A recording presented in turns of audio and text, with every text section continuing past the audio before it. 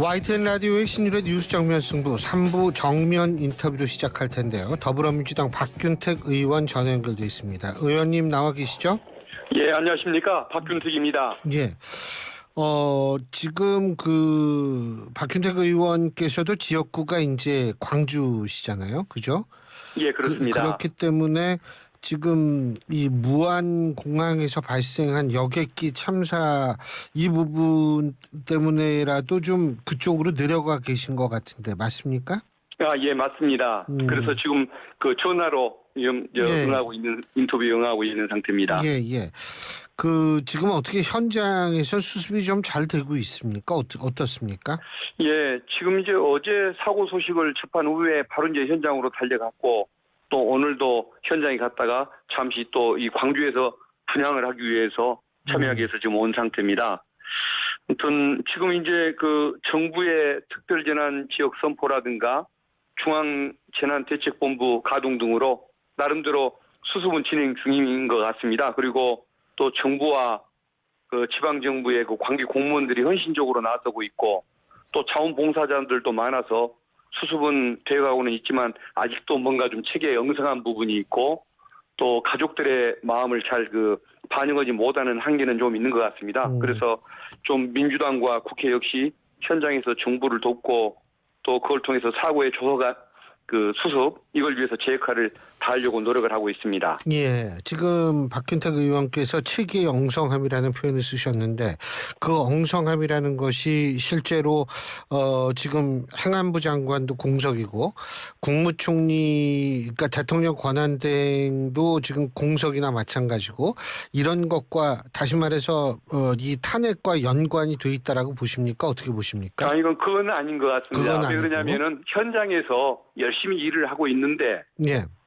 가족들의 의사가 잘 현장에서 반영이 잘 안 된다든가 궁금해하는 것을 잘 설명해 주지 못한다든가 이런 문제점에 불과한 것이기 때문에 총리가 있느냐 행안부 장관이 있느냐 여부의 문제는 아닌 것 같고 오히려 국토부 장관도 오고 대통령 권한대행도 오고 또 행안부 차관도 와서 여러 가지 돕고 있기 때문에 총리와 행안부 장관의 부재 상황과는 상관이 없는 문제라고 봅니다. 그러니까 한마디로 얘기해서 민주당이 여태까지 탄핵했던 것과 지금 상황에 있어서의 수습 문제는 전혀 상관이 없다 이렇게 보시는 거군요.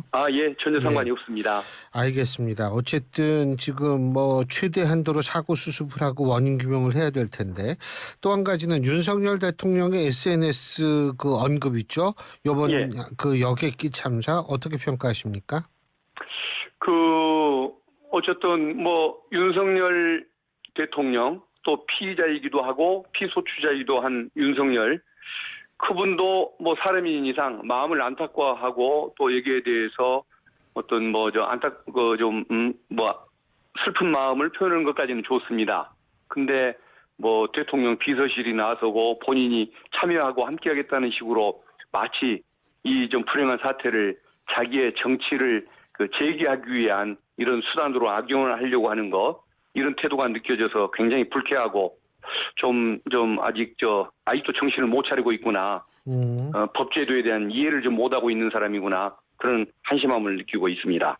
그러니까 지금 이번에 사고, 이 참사를 정치적인 수단으로 악용하고 있다 이렇게 보신다는 거죠? 예, 그렇습니다. 예. 지금 현장의 공무원들과 또 중앙의 장관들, 차관들 이분들의 노력에 대해서 여기에 대해서는 다 누구나 인정하는 마음이지만은 과거에 정말 이런 사태가 걱정이 돼서 그런 사람이었다고 한다면 이태원 참사 때 본인이 어떤 모습을 보였었는지 행안부 장관 지키기 외에 본인이 뭘 했었는지를 한번 생각해 보면 여기에 본인이 오히려 빠져 있는 것이 더 잘 돌아가는 상황이 아닌가 싶습니다.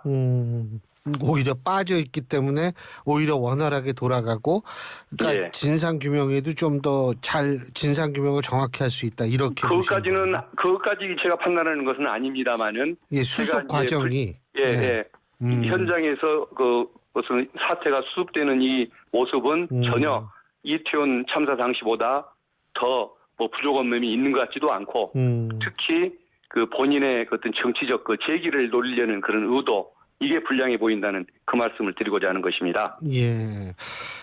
그리고 또 한 가지는 뭐냐면 지금 이제 아까 이 최상목 대통령 권한대행 겸 이 총리 권한대행 겸 이분이 지금 현장에 내려가 있다라고 말씀하셨죠, 그죠? 예, 어제 한번 그 현장을 그분이 들르셨고 예. 또 오늘도 들르시는 모습을 봤습니다. 예.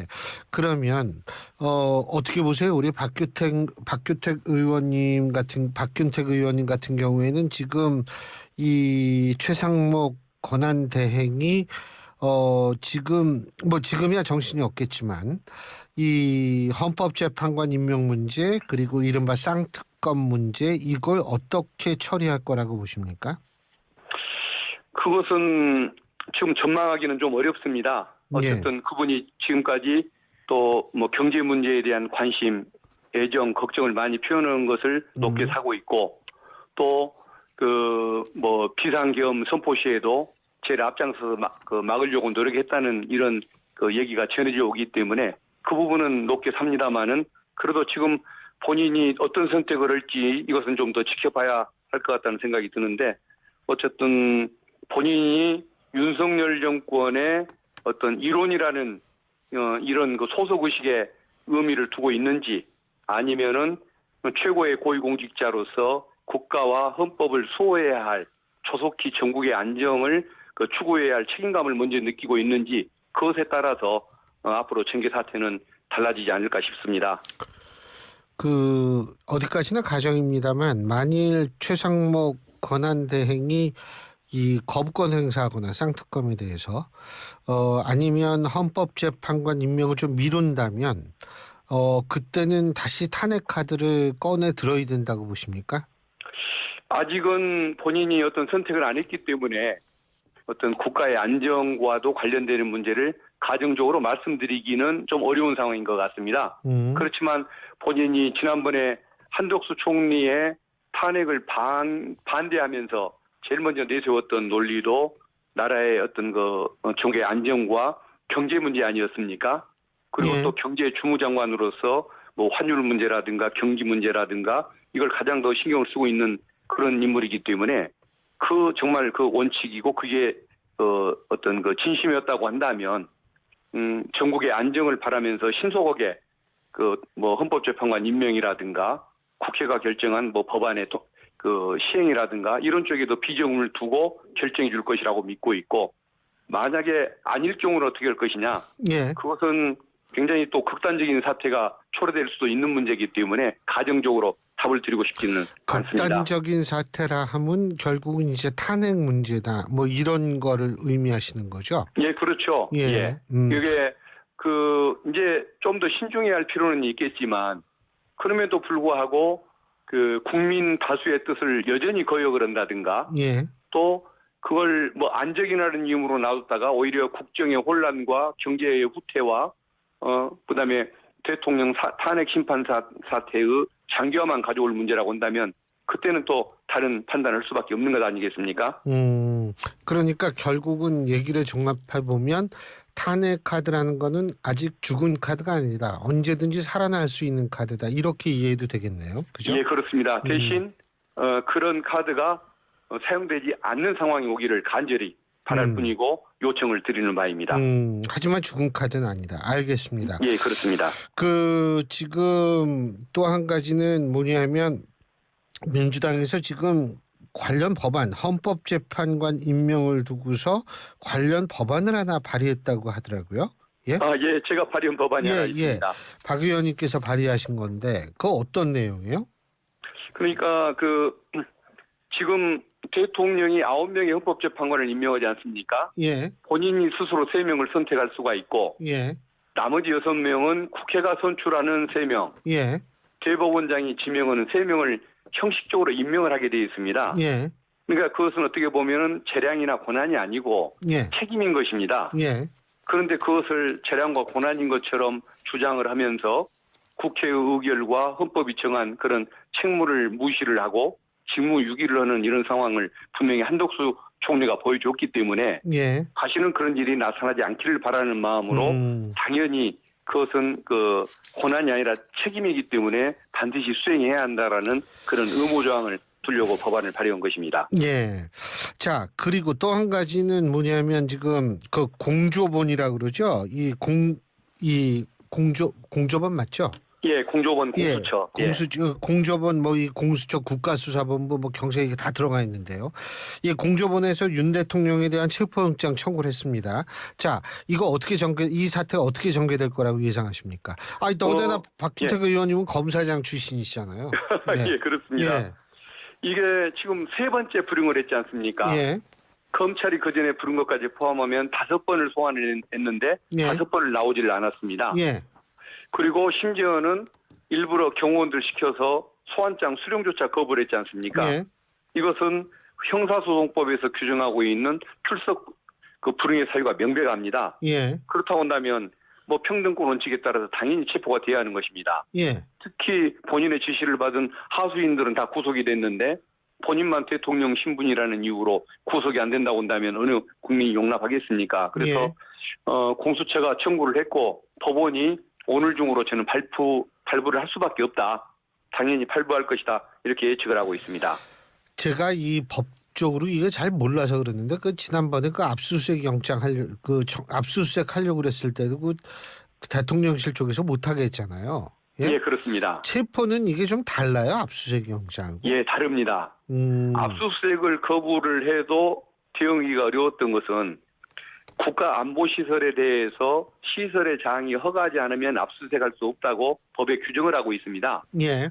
그런 형사소송법의 근거를 두고 거부를 했기 때문에 그걸 좀 부당하긴 해도 달리 대응할 방법이 없었는데 예.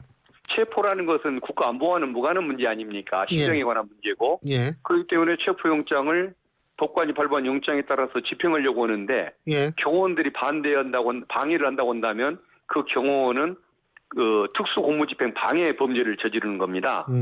그러면 그 경호원들이 한 명 한 명 다 구속이 돼야 합니다. 예. 체포가 되고 그러다 보면 윤석열 피의자가 견디지를 못하고 결국은 체포에 응할 수밖에 없고 또 한 가지 중요한 것은 경호처장이 경찰 출신 아닙니까?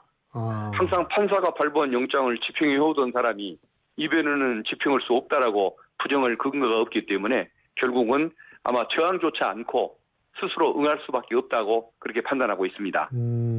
그렇군요. 그리고 또 김용현 전 국방장관 측에서 한동훈 전 대표, 이재명 대표, 그다음에 박주민 의원 이 세 분을 포고령법 위반으로 고소를 한 모양인데 이건 어떻게 보세요?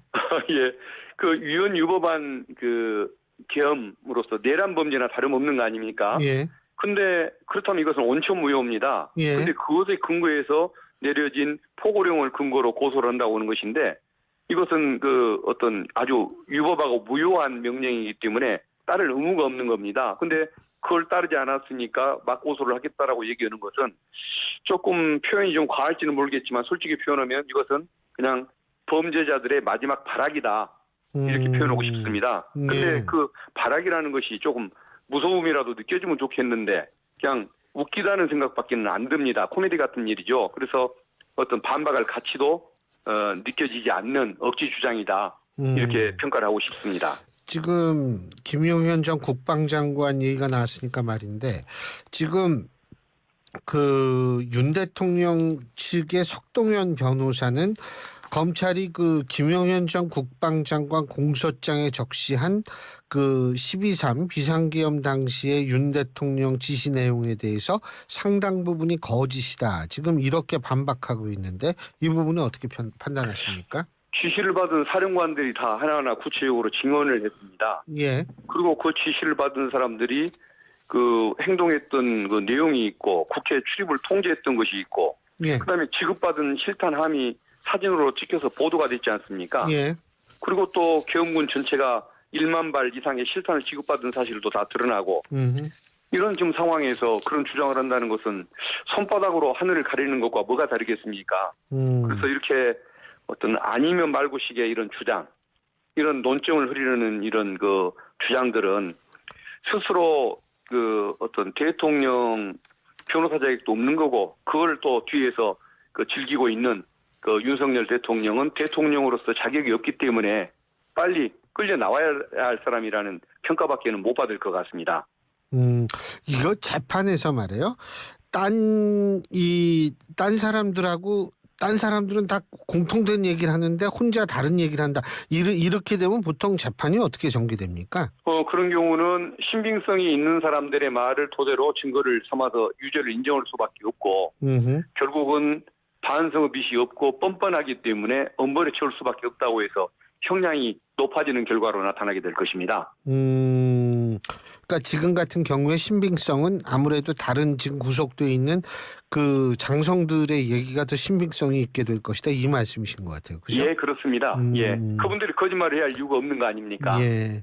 오히려 그 명령 때문에 희생을 당한 그 과정들 때문에 예.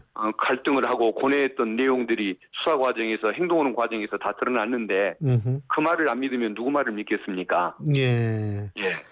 알겠습니다. 예, 그럼 오늘 말씀 여기까지 듣겠습니다. 고맙습니다. 예, 감사합니다. 예.